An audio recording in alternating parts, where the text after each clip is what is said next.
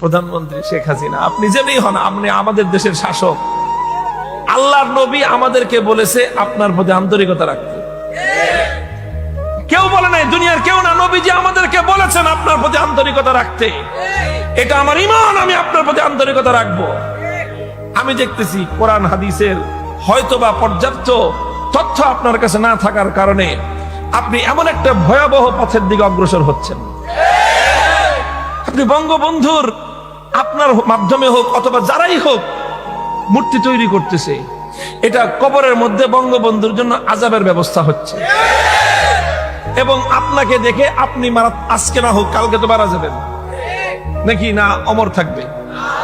উনি মারা যাওয়ার পরে উনি আজকে যা করতেছেন, ওনার পরবর্তী অনুসারীরা ওনারও তো ভাস্কর্য বানাবে। যেদিন ওনারও ভাস্কর্য বানাবে, সেদিন এটার কারণে আপনাকেও কবরের মধ্যে আযাব ভোগ করতে হবে। এই কথাটা জানবার পর বলেন, এখন আপনাদেরকে এই আযাব থেকে বাঁচাবার জন্য চেষ্টা করার দায়িত্বটা এটা আমাদের উপরে আসে কি আসে না?